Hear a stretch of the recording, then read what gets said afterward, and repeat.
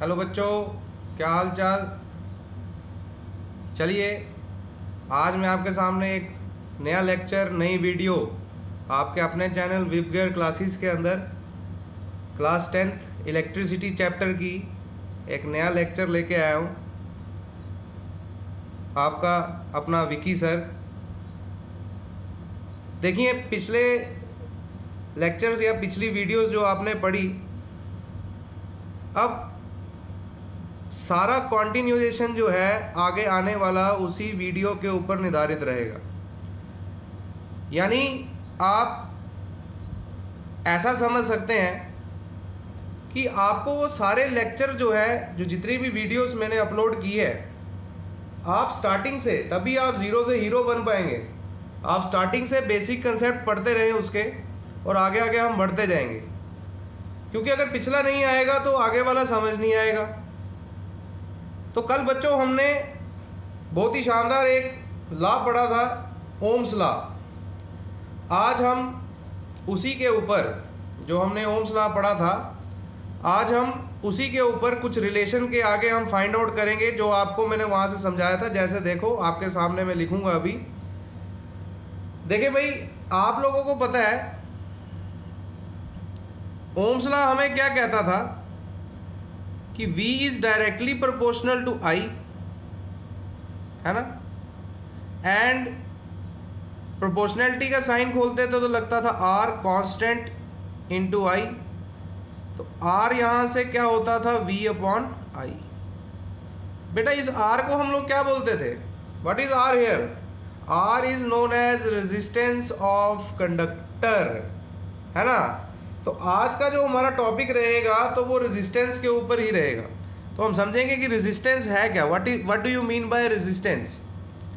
तो रेजिस्टेंस के लिए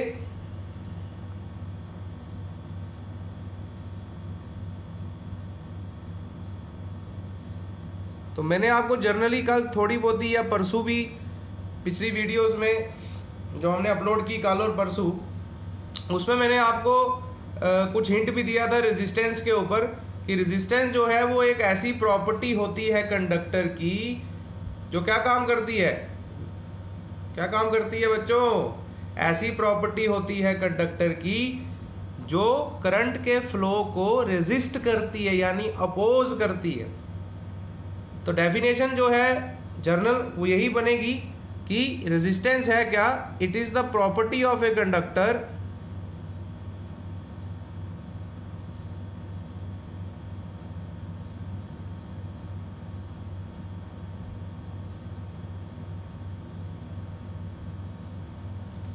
it is the property of a conductor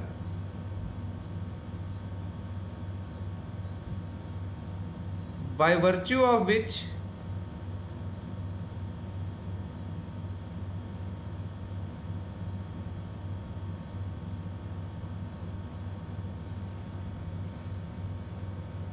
it opposes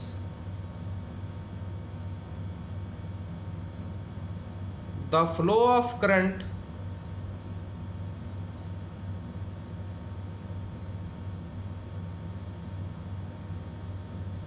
in a conductor.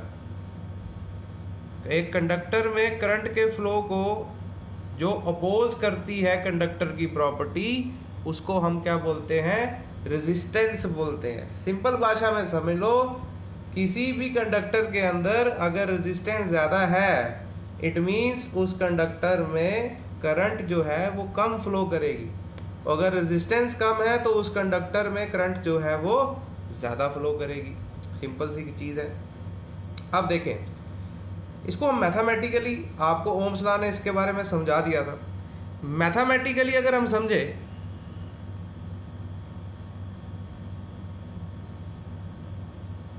Mathematically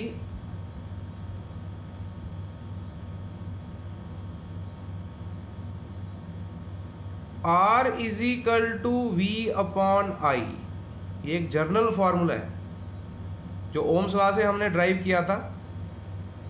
it means resistance of a conductor mathematically is the ratio of potential difference applied across the end of conductor to the current flowing through it. यानी बच्चों अगर इसकी कोई mathematical definition पूछे तो वो मैं लिख रहा हूं कि it is the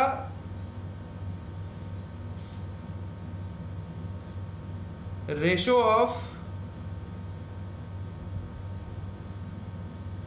potential difference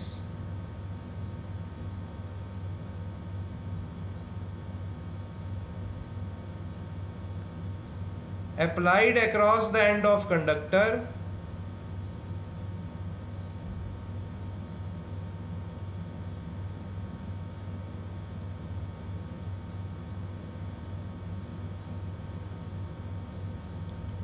to the current flowing through it।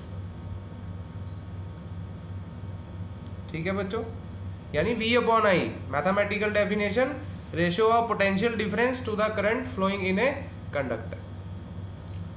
अब अगर आप किसी कंडक्टर की रेजिस्टेंस निकालना चाहते हैं तो पोटेंशियल पता होगा, करंट पता होगा, निकल जाएगी। तो फिर बेटा उसका एसआई यूनिट भी आपको चाहिए। तो जो एसआई यूनिट होता है रेजिस्टेंस का, तो ओम भाई साहब ने इसका कंसेप्ट दिया था। तो एसआई यूनिट इज उन्हीं के नाम पे ओम, और इसका साइन ऑफ डोनेशन ऐसा भी लगा रहता है। ओम को हम ऐसे भी रिप्रेजेंट करते हैं, तो ऐसा यूनिट क्या रहेगा इसका, ओम रहेगा। अब बच्चों आगे कल को आपको कोई पूछता है एग्जामिनर, कभी कभी सवाल पेपर में डाला होता है कि भाई डिफाइन करके दे दीजिए कि रेजिस्टेंस को हम 1 ओम कब बोलेंगे। तो बेटा रेजिस्टेंस को 1 ओम कब बोलेंगे, आर किसके बराबर है, V अपॉन आई। तो इसकी वैल्यू 1 ओम कब होगी, जब पोटेंशियल कितना लगा होगा 1 वोल्ट और करंट कितनी फ्लो हो रही होगी 1 एम्पियर। यानी यहां पर मैं इसकी डिफाइन लिख देता हूं कि resistance is said to be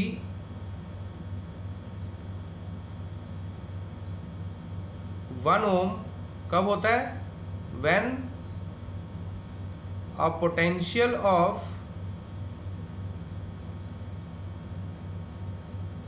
1 volt applied across the end of conductor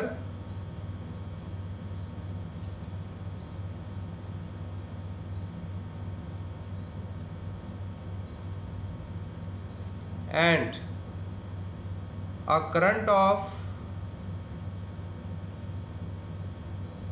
1 ampere flows through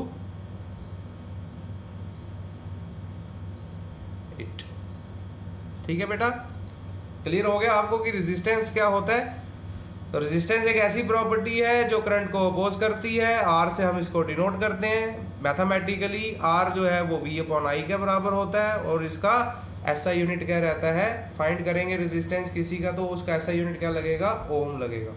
and 1 ओम क्या डिफाइन करता है कि रेजिस्टेंस 1 ओम तब होती है जब 1 वोल्ट का पोटेंशियल अप्लाइड होता है across the end of conductor और करंट कितनी फ्लो होती है 1 एम्पियर।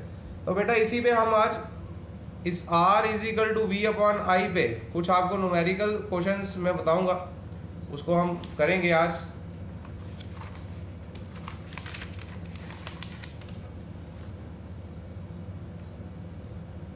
चलिए भाई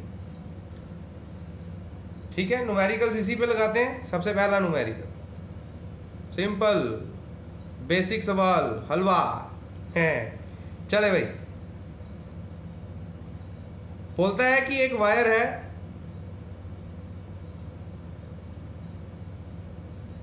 carries A current of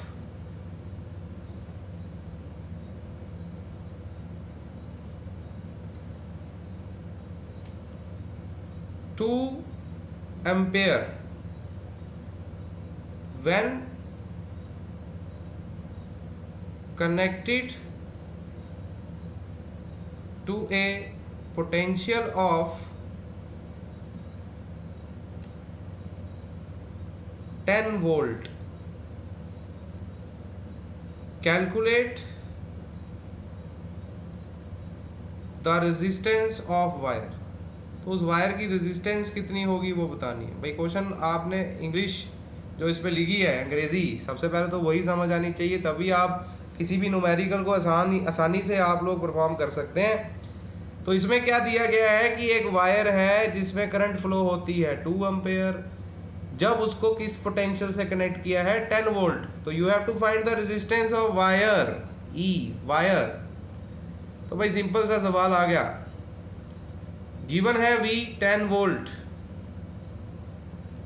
and I current 2 ampere. We have to calculate resistance R is equal to V upon I। तो R is equal to V कितना है 10 divided by 2 as it is 10 divided by 2 is 5 and ऐसा unit is ohm. है ना बेटा, simple सा सवाल था। अब इसी में घुमा फिरा के सवाल पूछ सकते हैं, कभी पोटेंशियल निकालने को बोल देंगे, कभी करंट निकालने को बोल देंगे, है ना। लेकिन एक न्यूमेरिकल हम और करते हैं इस पे, जिसपे थोड़ा सा एक फॉर्मूले का मिक्सचर और डाल के आपको बताते हैं। मानो आपको बोलता है ए charge of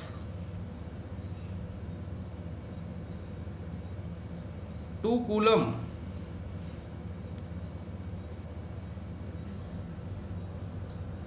is flowing in a wire. A charge of 2 coulomb is flowing in a wire for 10 second. एक चार्ज है कितना 2 कूलम का, जो एक वायर में फ्लो कर रहा है कितने सेकंड के लिए बच्चा, कितने सेकंड के लिए 10 सेकंड के लिए फ्लो कर रहा है। आगे आपको बोलता है when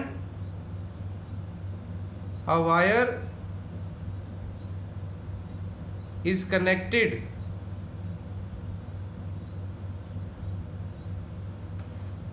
to a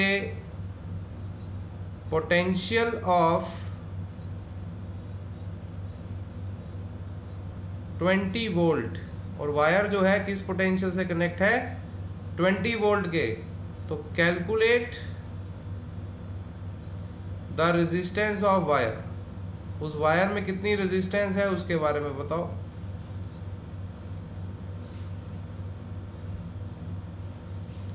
ठीक है बच्चा, तो देखेंगे हम लोग इसके अंदर how to calculate the resistance of a wire. तो यहां पर आपको जो गिवन एब्रीविएशंस है वो कौन कौन सी है पहले तो ये देखेंगे। चार्ज ऑफ 2 कूलम यानी Q की वैल्यू दी है, flows through a wire time T की वैल्यू दी है, and connected to a potential 20 volt यानी पोटेंशियल डिफरेंस की वैल्यू दी है। आपको निकालनी है क्या रेजिस्टेंस। भाई रेजिस्टेंस निकालने के लिए सर ने बोला है कि V अपॉन आई ही करना पड़ेगा। किसने बोला है, विकी सर ने बोला है जी V अपॉन आई करना पड़ेगा। लेकिन यहाँ पर पोटेंशियल है बट करंट नहीं है। तो बेटा थोड़ी पिछली वीडियो में चले जाओ, नहीं देखी है तो देखो, जाओ देखो पिछली वीडियो में जाके देखो करंट कैसे निकलती है। करंट का एक निकालने का एक बेसिक फॉर्मूला है I is equal to Q upon T। तो बेटा अब इसमें चार्ज है, टाइम है, सिंपली आप वैल्यू पुट करो, बात खत्म होगी। तो आप अलग से करंट निकालना चाहते हो तो अलग से निकाल लो, इसमें वैल्यू डालना चाहते हो तो इसमें डाल लो। हम अलग से निकाल देते हैं I is equal to Q upon T। Q की वैल्यू है 2 और टाइम कितना है 10। इट मीन्स इसमें करंट कितनी फ्लो होगी 0.2 एम्पेयर। लेकिन करंट नहीं निकालनी, हमें रेजिस्टेंस निकालनी है कॉइल की। तो अब इधर आ जाओ, R is equal to V कितना है 20 और करंट कितनी आई 0.2। पॉइंट हटाओ, 10 ऊपर, ये 10 जा, ये रेजिस्टेंस कितनी आ गई बेटा 100 ओम। है ना, मजेदार सवाल। भाई मिक्सचर हो सकता है, तभी मैं आपको बोल रहा हूँ कि पिछली वीडियोस पढ़ लो, अच्छे से पढ़ लो, तभी बात बनेगी। क्योंकि उसमें सारा आपको बताया गया है कि करंट कैसे निकलता है, पोटेंशियल कैसे निकलता है।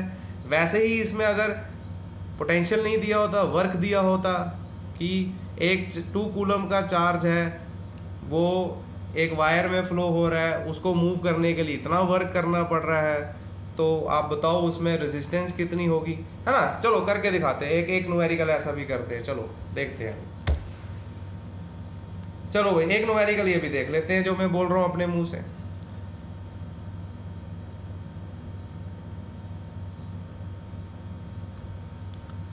अब इसमें बोलता है मानो same A charge of 2 coulomb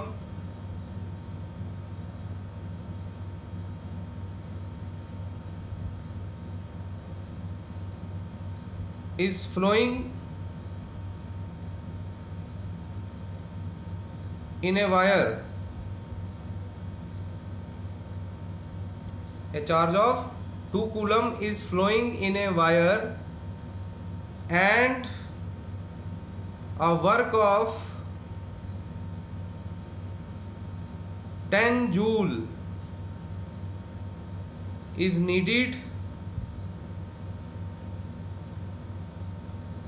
to move a charge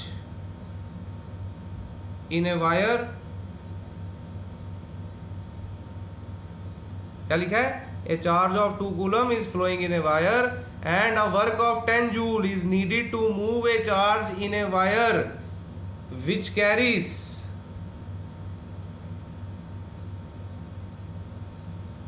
a current of 10 ampere, जिसमें करंट कितनी है? 10 एम्पेयर है। क्या कैलकुलेट करना है? Calculate resistance of wire. उस वायर की रेजिस्टेंस कितनी होगी बेटा वो बताओ। निकल जाएगा बिल्कुल। अभी मैंने पीछे उसका बताया, क्या क्या दिया यहाँ? Charge 2 coulomb, work 10 joule and current कितनी? 10 एम्पेयर। आपको निकालनी है रेजिस्टेंस, तो विक्की सर ने क्या बोला है? रेजिस्टेंस निकालना है तो V अपॉन I। लेकिन अब हमारे पास V नहीं है, समस्या हो गई। कोई समस्या नहीं है, W है, Q है। पिछली वीडियो पढ़ोगे तो उसमें देखोगे V निकालने का तरीका है। V कैसे निकलता है? W upon Q। निकल जाएगा V। W 10 और Q कितना है? 2।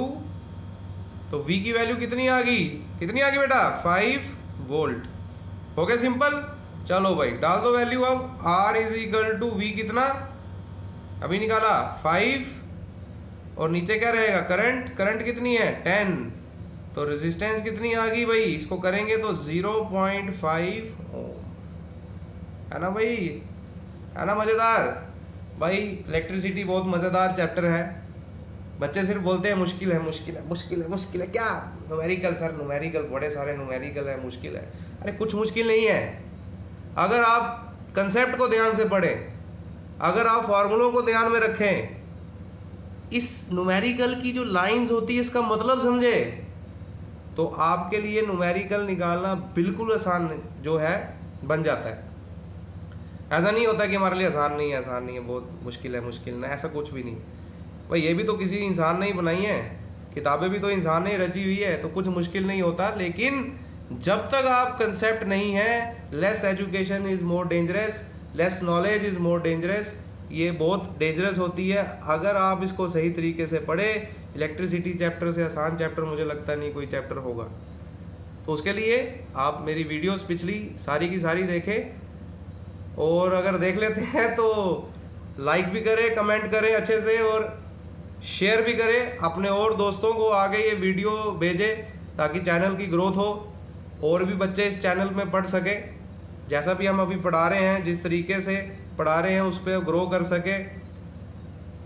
हमें भी थोड़ा मोटिवेशन और मिलेगा पढ़ाने का, कि बच्चे हमारे पे सवाल पूछ रहे हैं, कमेंट कर रहे हैं, कुछ भी है। तो आप इसको कृपा करके like, share, comment and please आप आगे भी इसको सर्कुलेट करें, ताकि नॉलेज हर जगह जो है वो डिस्ट्रीब्यूट हो सके। जो बच्चे पढ़ना चाहते हैं वो कहीं से भी पढ़ सकते हैं, बट जो कंसेप्ट हम दे रहे हैं 0 से बिल्कुल टॉप तक लेके जाएंगे, तो आप उसके लिए मेरे साथ कोऑपरेट करेंगे तो हम चलते जाएंगे। बाकी आज की वीडियो में हम इतना ही रखेंगे। नेक्स्ट फिर आपको आपके चैनल में लेके आएंगे विप गियर नए लेक्चर के साथ, नए टॉपिक के साथ और नई एनर्जी के साथ। तब तक के लिए मैं विकी सर आपको करते हैं अलविदा। टेक केयर, पढ़ो अच्छे से, ऑल द बेस्ट।